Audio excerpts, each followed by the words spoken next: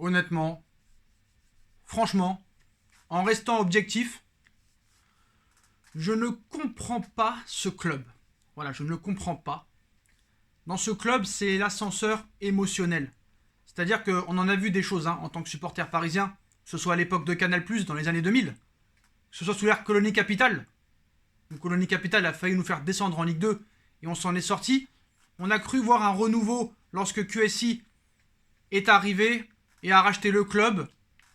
Ils ont fait ce qu'ils ont fait. Ils ont ramené le Paris Saint-Germain au sommet de la Ligue 1 pendant plusieurs années. Paris a enchaîné des quarts de finale de Ligue des Champions. Après, on sait ce qui s'est passé entre 2016 et 2019. On a été ridicule contre le FC Barcelone, même si ça avait été un vol à l'époque. Contre Manchester, on n'en parle même pas. On pensait que depuis l'arrivée de Leonardo en 2019, après déjà une première arrivée entre 2011 et 2013, tu voyais que depuis 2019, les vieux démons étaient derrière nous. On a atteint cette finale de Ligue des Champions, même si c'était une finale de Ligue des Champions assez spéciale, contre des adversaires un petit peu plus faibles que nous, entre guillemets. Ça a été quand même compliqué. On a tout mis sur la faute du coach. Le coach a été viré. Mais là, ce soir, je pense qu'on est arrivé au summum de l'incompétence. Au summum de l'incompétence. Parce que ce soir, tu avais tous les ingrédients pour faire un très grand match. Tu sors d'une qualification contre le FC Barcelone, après un match aller exceptionnel, un match retour, certes, très compliqué, où le Barça t'a littéralement marché dessus dans tous les compartiments du jeu, mais ça reste quand même le FC Barcelone. Et dans ce match, tu peux dire merci Keylor Navas, parce qu'au match retour, tu vas pas dire merci Pochettino. Parce qu'au match aller, on me dit « Ouais, t'as vu, Pochettino a révolutionné cette équipe. » Tu peux dire quand même merci à monsieur Kylian Mbappé. Tu peux dire merci à Moïse Kean. Pour moi, Moïse Kean, ce soir, a été...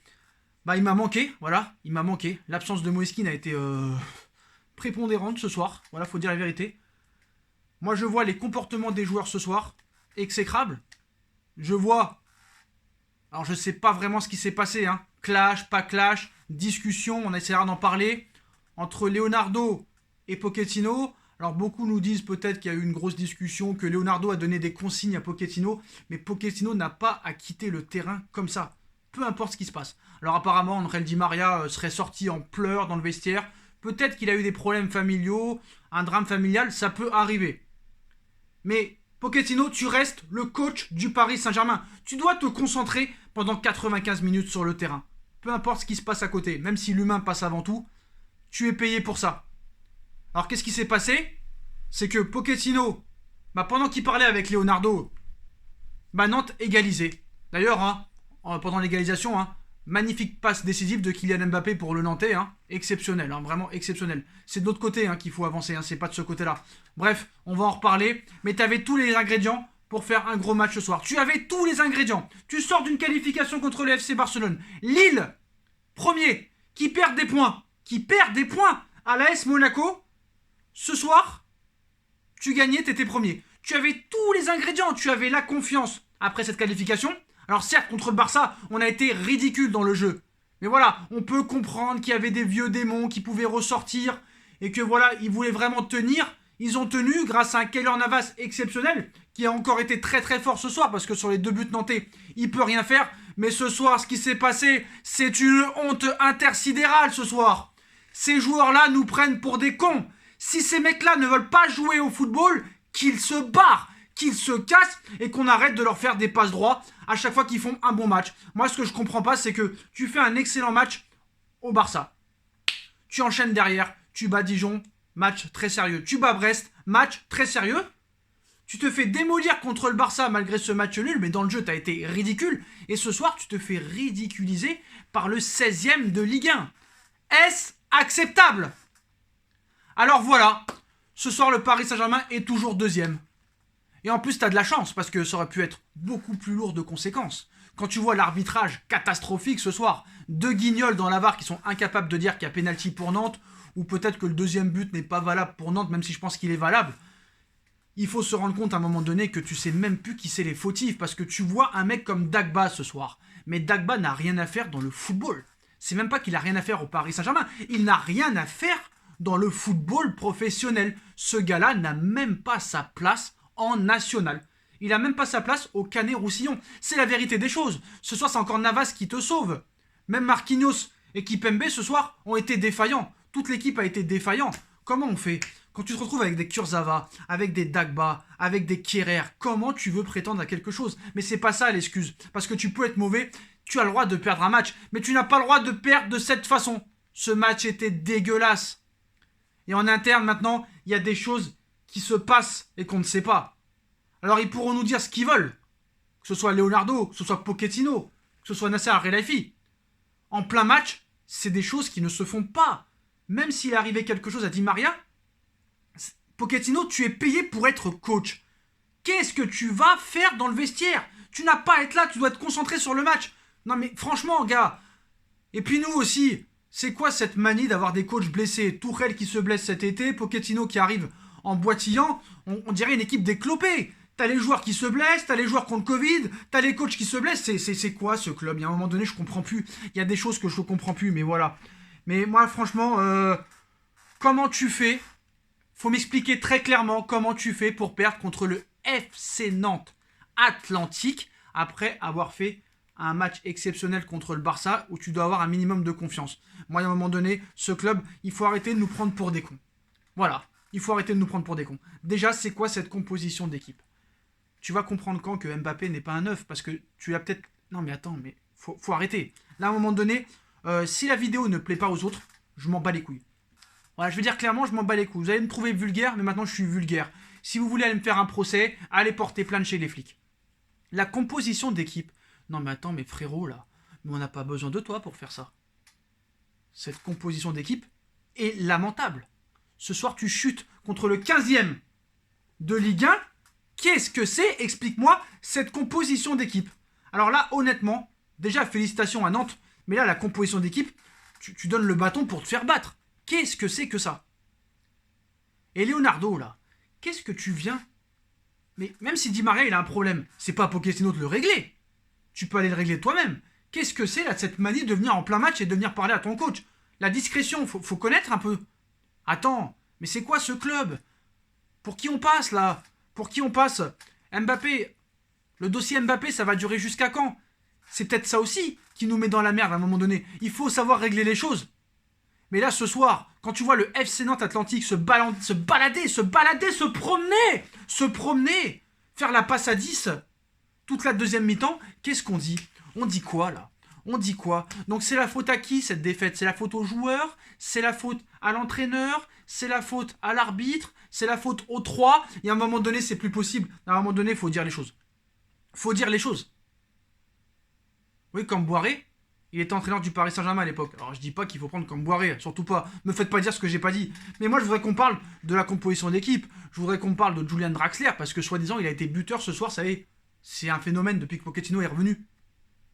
Il y a un moment donné, Pochettino, la vidéo n'a pas été appréciée il y a 3 semaines, et ben vous apprécierez pas cette vidéo. Frère, au lieu de t'afficher sur Instagram, tu ferais mieux de t'occuper de ton équipe. Je te dis honnêtement. Et si les autres ça leur plaît pas, c'est exactement la même chose. Voilà. Si vous êtes amoureux de votre club et que vous voulez qu'il progresse, il faut arrêter de défendre l'indéfendable. Alors certes, Pochettino a été joueur du Paris Saint-Germain entre 2001 et 2003. Capitaine du PSG, je le sais, j'étais au stade, j'étais abonné lors de ces 2 dernières années.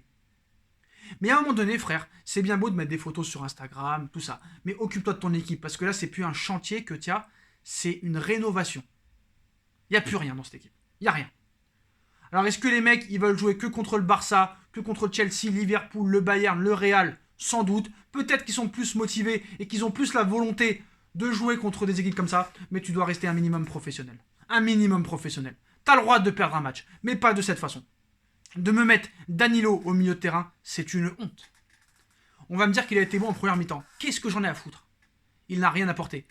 Alors si c'est être bon de ne pas perdre un ballon et que ça s'arrête là, c'est qu'on ne connaît pas le football. On ne peut pas dire ça.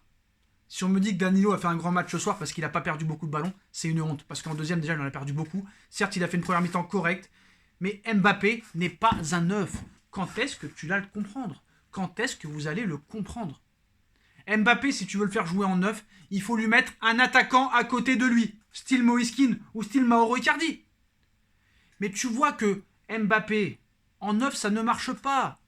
Il n'est pas fiable. C'est un ailier. Stop, à un moment donné. L'incompétence, ce n'est pas possible. Il n'y a que Di Maria qui a essayé des choses. Et Mbappé, frère. Mbappé, si t'as déjà la tête au Real Madrid et les couilles de venir devant le peuple parisien et de dire cet été, je m'en vais. Parce que ce soir, ta prestation, elle est honteuse. Il y en a qui vont me dire ouais, tu retournes ta veste. Il t'a mis un triplé contre le FC Barcelone. Donc ça veut dire que comme il a mis un triplé contre le FC Barcelone, on doit se taire. Et on doit dire qu'il a fait un mauvais match. Non, Mbappé a fait un match exécrable. Comme beaucoup d'autres joueurs. Parce que je n'arrive pas à trouver un bon joueur dans cette équipe aujourd'hui. À part peut-être Di Maria et peut-être Rafinha, même s'il n'a pas été au top. Rafinha, Verratti, en première mi-temps, ça m'a assez plu. Mais le reste, c'est zéro, frère. C'est zéro du jeune Draxler. Certes, il est buteur, mais il n'arrive même pas à faire une passe à 15 mètres, le gars. Il y a un moment donné, il faut se poser des questions. Donc moi, là, franchement, Pochettino, il se ridiculise. Leonardo, tu l'ignores.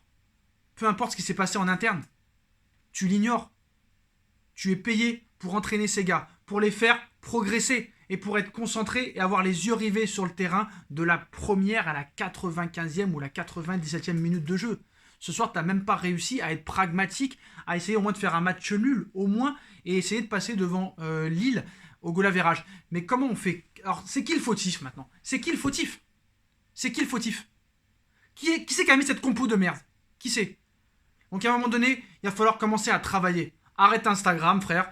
Concentre-toi sur ton équipe.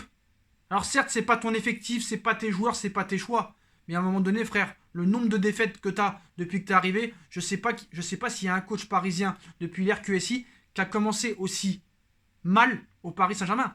Ça fait quoi là? Ça fait déjà 3 ou 4 défaites à un moment donné. Il va falloir arrêter à un moment donné. Vu l'effectif que tu as, tu n'arrives pas à gérer un match contre le FC Nantes et à produire du jeu contre le FC Nantes qui est 15e de Ligue 1.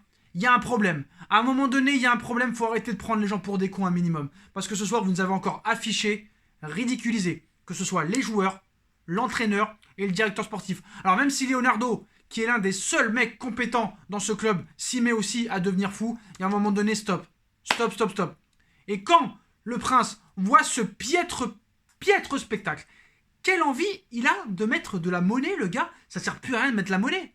Quand tu vois des joueurs au Barça qui ont 18 ans qui te mettent des doublés à chaque match et que nous on n'arrive même pas à faire confiance à un jeune, et qu'on met toujours des mecs comme Dagba, frère. Mais Dagba, il n'a pas le niveau pour jouer au PSG. Je ne comprends pas. Pochettino, si t'as les couilles, explique-nous. Est-ce que c'est Doha qui te gère et qui te contrôle et qui te donne des ordres? Parce que c'est pas possible. On peut pas changer de midi à 14h. Quand tu vois Sampaoli qui arrive à Marseille, tu vois déjà un changement. En 2 matchs, victoire contre Rennes, victoire contre Brest, tu vois déjà un changement significatif. Avec Pochettino, on n'a rien vu de significatif depuis qu'il est au Paris Saint-Germain. C'est la stricte vérité. Tu peux disliker cette vidéo, tu peux l'envoyer à tous les autres. Je n'en ai que faire.